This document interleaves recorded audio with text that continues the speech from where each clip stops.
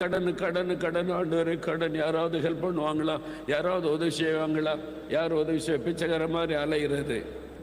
அவர் ஐஸ்வர்யமுள்ள ஒரு தேவனை வைத்துக் கொண்டு ஏன் அப்படி அலையணும்? நம்ம தப்பு. மனம் திரும்பணும். யார்கிட்ட கேட்டு லோன் வாங்கினு கர்த்தர் கேட்பார்ல. ஆண்டவர் சொன்னா வாங்கலாம். பிள்ளைகளை படிக்க வைக்கணும், பிஸ்னஸ் பண்ணணும், ஒரு தொழில் செய்யணும், அதுக்கு இவ்வளோ பணம் தேவை இருக்குது. கர்த்தர்கிட்ட போங்க, நான் என்ன செய்யட்டும் ஆண்டவரேன்னு கேளுங்க. ஆண்டவர் அற்புதம் செய்கிறவர் தானே. இப்போ நியாயமான கடன் சிலருக்கு.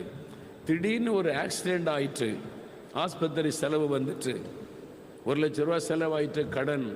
திடீர்னு ஒரு விபத்து, திடீர்னு ஒரு வியாதி, ஒரு கிட்னி ப்ராப்ளம் வந்துட்டு, ஒய்ஃப் பிரச்சனை, அதுக்கு லோன் எடுத்து மருத்துவம் செய்து இப்போது 2 லட்சம் 3 லட்சம் லோன் ஆயிட்டு, ரொம்ப கஷ்டம். பிஸ்னஸில் ஒரு நஷ்டம் வந்துட்டு, எப்போவுமே லாபம் வராது, சில நஷ்டத்தை சந்திக்க வேண்டியது வரும். நஷ்டம் வந்ததுனால கடன் ஆகிவிட்டது.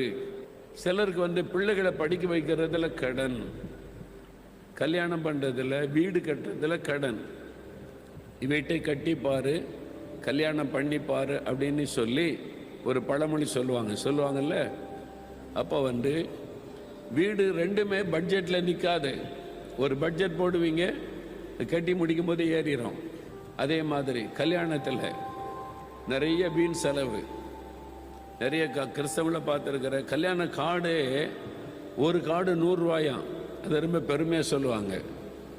ஒருத்தர் கல்யாண கார்டு கொண்டு வந்தாங்க, அப்படியே இந்த ராஜாக்கள் காலத்தில் அப்படி பிரித்து வாசிப்பாங்க தெரியுமா? அப்படியே அது என்ன சொல்கிறது, அப்படி சுருள், அப்படி பிரித்து வாசித்த மாதிரி சுருட்டி வைக்கிறது.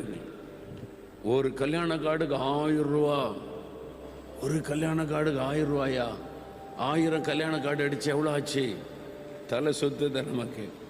அவ்வளோ பெருமையா அந்த கல்யாணம் அழைப்பதிலே பெருமையா. நீங்கள் 1000 ரூபாய்க்கு அடித்தாலும், 10,000 ரூபாய்க்கு கல்யாண கார்டு அடித்து கொண்டு வந்தாலும், என் வீட்டில் நான் ஃப்ரேம் போட்டால் வைக்க போகிறேன். நான் கல்யாணம் என்னைக்கு எங்கன்னு பார்த்துட்டு குப்பத்தொட்டில் போடுவோம். அதுக்கு எதுக்கு இவ்வளோ பணம் வேஸ்ட்டு? நிறைய கிறிஸ்தவங்க வீண் செலவு.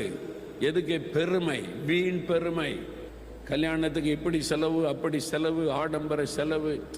வசதி உள்ளவங்க அவங்க பணத்துக்கு ஏற்றபடி செலவு செய்யட்டும்.